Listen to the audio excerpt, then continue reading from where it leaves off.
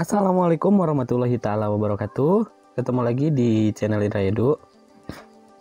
Untuk hari ini kita akan belajar bareng lagi materi mata pelajaran PPKN kelas 9 bab 2. Ini adalah materi lanjutan dari pertemuan sebelumnya, di mana materi hari ini yaitu tentang bagian C, sikap positif terhadap pokok pikiran dalam pembukaan Undang-Undang Dasar Negara Republik Indonesia tahun 1945.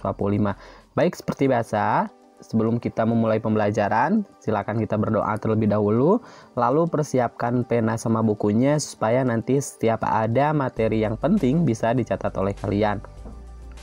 Nah, bagaimana sih sikap positif terhadap pokok pikiran dalam pembukaan Undang-Undang Dasar Negara Republik Indonesia tahun 1945? Nah, ternyata pembukaan Undang-Undang Dasar Negara Republik Indonesia tahun 1945 merupakan aturan pokok yang diperlukan bagi negara dan pemerintah. Nah, selain dijadikan aturan pokok, serta dijadikan dasar falsafah dan pandangan hidup bangsa. Nah, lalu dasar falsafah bangsa dan pandangan hidup bangsa tersebut telah berakar dan tumbuh berabad-abad lamanya dalam kalbu melalui sejarah bangsa Indonesia. Jadi sejak dulu sudah berakar itu ya, dan tumbuh berabad-abad lamanya melalui sejarah bangsa Indonesia ya. Sejarah sebelum kita merdeka, perjuangan-perjuangan dalam penyusunan Undang-Undang Dasar ini tentunya. Nah, yang selanjutnya sudah jadi tugas kita bersama untuk mempertahankan kelestarian pokok-pokok pikiran dalam pembukaan Undang-Undang Dasar Negara Republik Indonesia tahun 1945.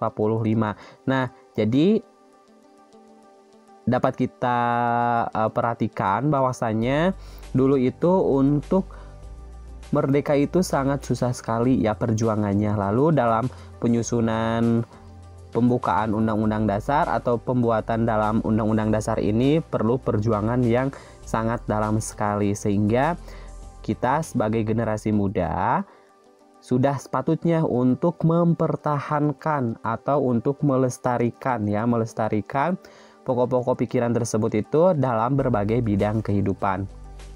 Lalu, bagaimana upaya untuk mewujudkan pokok-pokok pikiran dalam pembukaan Undang-Undang Dasar Negara Republik Indonesia tahun 1945 dalam berbagai lingkungan. Nah, perlu kita ketahui bahwa yang sering kita dengar itu atau sering kita baca, yang dimaksud dengan pokok pikiran atau ide pokok merupakan gagasan utama atau inti dari permasalahan yang dibahas pada suatu keterangan tertentu atau kasus tertentu. Nah, ide pokok sama halnya dengan pokok pikiran yang bisa diartikan sebagai ide utama, persatuan, keadilan sosial, kedaulatan rakyat, dan ketuhanan merupakan pokok pikiran dari Undang-Undang Dasar 1945 yang berisi gagasan utama yang akan dijadikan sebagai pedoman dalam menerapkan suatu nilai-nilai di lingkungan masyarakat. Nah, bagaimana sih penerapannya? Yang pertama adalah nilai atau sikap persatuan. Nah, dari sikap positif dari persatuan ini dalam lingkungan keluarga, diantaranya saling menyayangi, saling menghormati. Dalam suatu keluarga nanti akan tercipta suasana yang damai dan harmonis, tidak adanya permasalahan sehingga membuat anggota keluarga saling bermusuhan ya.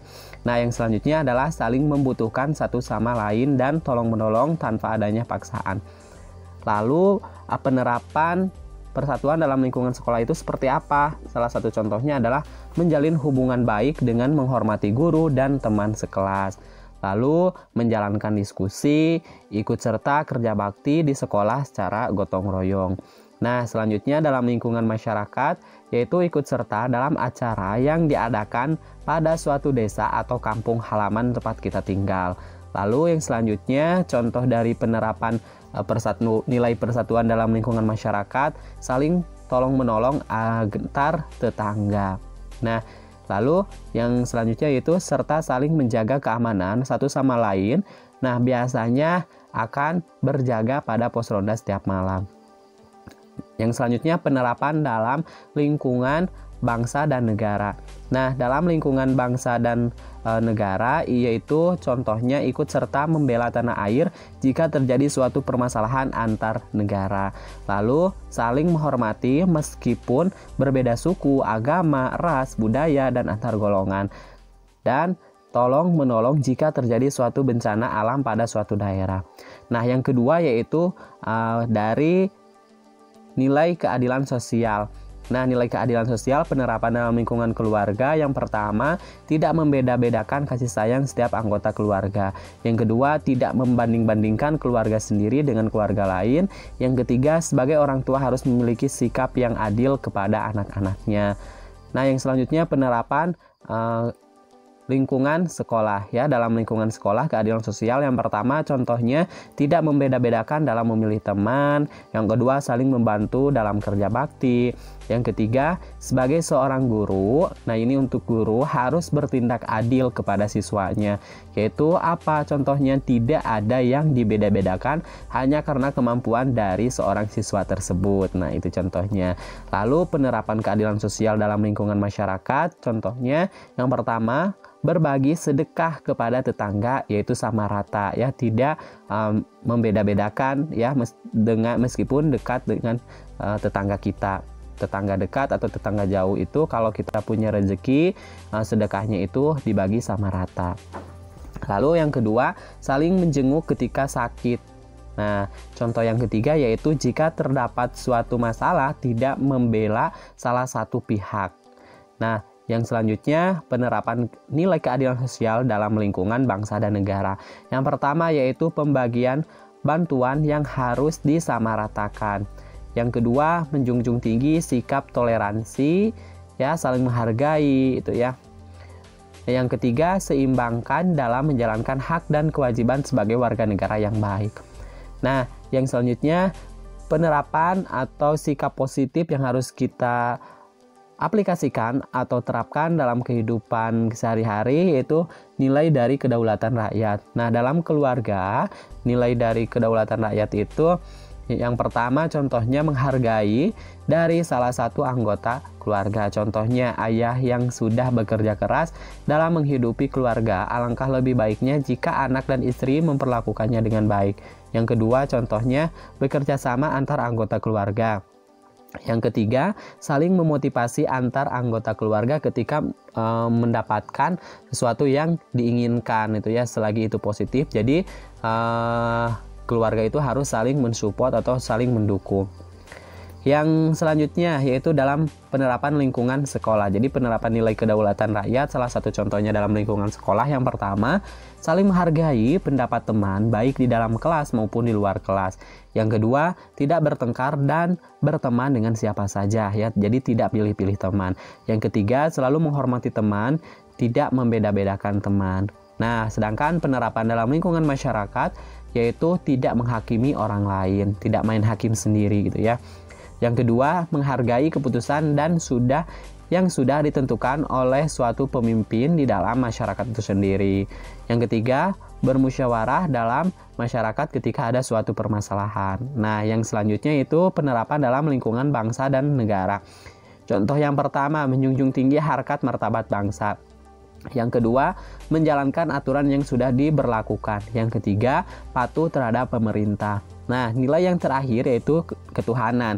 Yang pertama, penerapan dalam lingkungan keluarga, menjalankan ibadah bersama-sama, terus juga saling mengingatkan untuk berbuat baik kepada semua manusia, dan menjalankan semua perintah dari Tuhan dan menjauhi semua larangan dari Tuhan kita ya. Itu diterapkan salah satunya dengan mematuhi orang tua kita itu ya, dan menjauhi apa yang dilarang oleh orang tua kita. Yang selanjutnya dalam lingkungan sekolah yaitu memulai kegiatan belajar dengan berdoa terlebih dahulu. Yang kedua, saling menghargai teman meskipun berbeda agama itu ya. Nah, sedangkan penerapan ketuhanan dalam lingkungan masyarakat, melaksanakan ibadah di masjid bagi yang beragama Islam. Terus, yang kedua, berpartisipasi dalam kegiatan sosial. Yang ketiga, menghargai atau toleransi tempat ibadah teman kita meskipun berbeda agama. Yang selanjutnya dalam penerapan dalam lingkungan bangsa dan bernegara ya, bangsa dan negara. Yaitu yang pertama menjalankan kewajiban sesuai dengan ajaran agama masing-masing. Yang kedua, memiliki rasa toleransi kepada setiap umat beragama ya. Nah, memiliki rasa toleransi ini yaitu antar umat seagama atau juga umat beragama. Nah, kesimpulannya yang dapat kita ambil dari sikap positif yang dijadikan sebagai contoh penerapan dari ide pokok Undang-Undang Dasar Negara Republik Indonesia tahun 1945, pada dasarnya semua memiliki keterkaitan satu sama lain, di mana setiap orang memiliki hak untuk melakukan atau untuk melaksanakan hal apapun sesuai dengan keinginannya. Namun, di samping itu juga harus mampu menyesuaikan diri terhadap lingkungan dan menghargai orang lain. Sampai ketemu di video pembelajaran selanjutnya. Kami akhiri. Assalamualaikum warahmatullahi taala wabarakatuh.